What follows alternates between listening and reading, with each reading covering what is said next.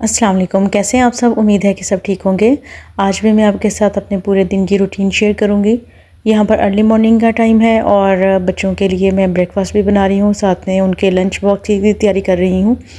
सबसे पहले तो मैं उनसे पूछ लेती हूँ उन्होंने लंच में क्या लेके जाना है। तो मैं बनाऊंगी न्यूटेला सैंडविच और साथ में थोड़े से नगेट्स फ्राई करूँगी। न्यूटेला जो है बच्चों को बहुत पसंद है और ये ब्रेड जो है ना, इसके ऊपर मैं ऐसे ही हल्का सा इसको टोस्ट करके तो न्यूटेला सेपरेट लगा देती हूँ। इसके अलावा और इसमें कोई बटर शटर मैं नहीं लगाती। साथ साथ ही इधर नगेट्स फ्राई कर लूँगी और कुछ थोड़े से ये फिले मेरे पास पड़े हुए थे। एक बेटी जो है मेरी, उसको बिल्कुल ये पसंद नहीं है, नगेट्स पसंद नहीं है। और दूसरी बेटी जो है उसने कहा कि मैंने जो है ना वो सिर्फ न्यूटेला सैंडविच ही लेके जाने हैं और साथ में थोड़े से मुझे ना नगेट्स दे दें।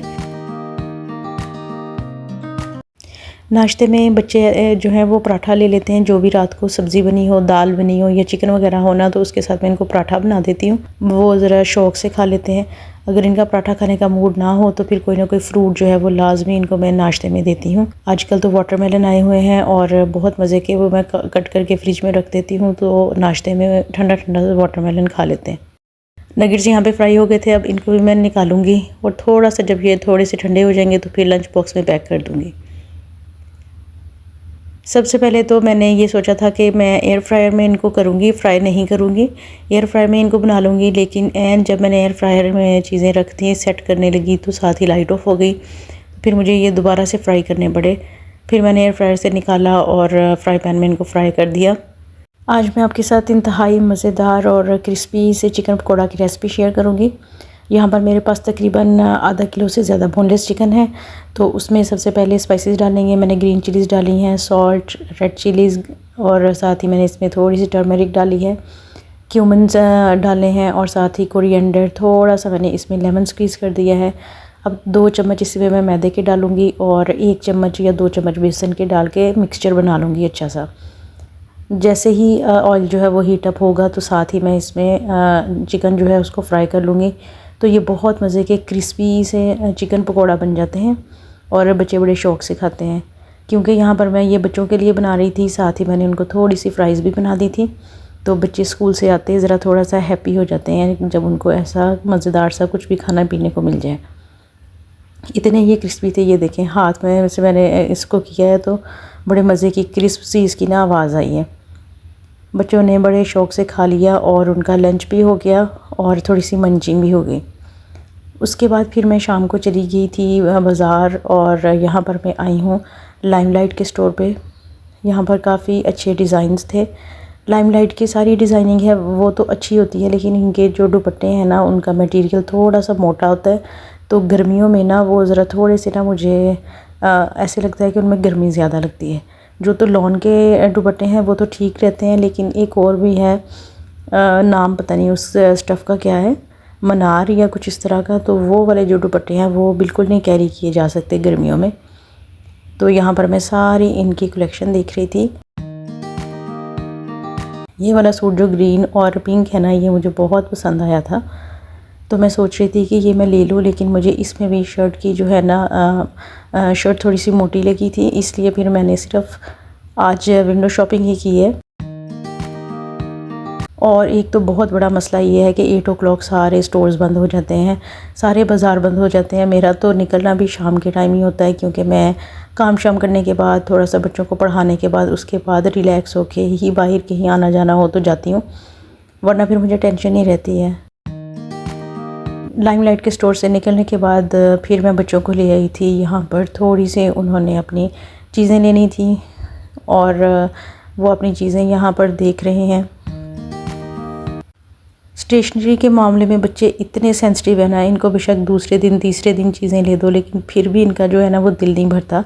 यहाँ पर मेरी छोटी बेटी जो है ना वो अपने लिए लेने आई थी पाउच, और बाकी 2 जो मेरी बेटियाँ ना, उनको ये था कि अब छोटी जो बहन है वो ले रही है तो हम भी साथ में कुछ ना कुछ लेंगे। फिर मैंने बच्चों को कहा कि ठीक है, जो आपको पेंसिल्स वगैरह या रेज़र्स कुछ भी चाहिए तो ले लो। और ये जो मेरी छोटी बेटी है, इससे डिसाइड ही नहीं हो रहा था कि मैं ब्लू वाला लूँ पाउच या वो बेबी पिंक वाला लूँ। मैं यहाँ पर देख रही थी कैंडल्स, जो कि बहुत प्यारी लग रही थी, डिफरेंट कलर्स में थी और इनके डिज़ाइन भी डिफरेंट थे। और ये तो जो है स्टोर, ये तो बच्चों का फेवरेट होता है और बच्चों को बड़ी मुश्किल से मैंने इधर से निकाला था, क्योंकि मैंने थोड़ी सी ग्रोसरी भी लेनी थी। तो मैं ग्रोसरी वाले सेक्शन में जाना चाह रही थी और बच्चे जो है उनकी स्टेशनरी की ही शॉपिंग पूरी नहीं हो रही थी। जो मेरी छोटी बेटी है ना, इसको मैंने अक्टूबर में करवाया था, स्कूल में एडमिशन इसका करवाया था। तो अब ये मुझे कह रही थी कि मुझे आपने टेबल भी लेके देना है, आप यूँ के पास टेबल है जिस पे रख के पढ़ते हैं और वो होमवर्क करती हैं। तो मैंने उनका नहीं लेना, मुझे सेपरेट लेके दें।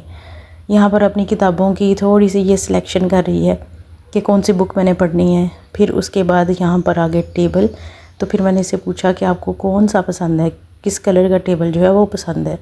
तो उसने मुझे बताया कि आप ही जो है ना उनके पास रेड और ग्रीन है मामा, तो मैं ऑरेंज कलर का लूँगी। तो फिर मैंने उसको ऑरेंज कलर का टेबल ले दिया। उसके बाद मैं आ गई यहाँ पर ग्रॉसरी शॉपिंग करने के लिए। थोड़ी सी मेरी वेजिटेबल्स जो हैं वो ख़त्म हुई थी, बेसिक वही जो कि अनियन थे, टोमेटोज़ वगैरह थे। साथ ही मैंने चिप्स वगैरह बनाने के लिए ये पोटैटो भी ले लिए। ये सारी चीज़ें ना हमें नून से ही मिल जाती हैं, उधर ही एक ही स्टोर के अंदर सब कुछ है, तो आपको बाहर निकल के कहीं इधर उधर जाना नहीं पड़ता।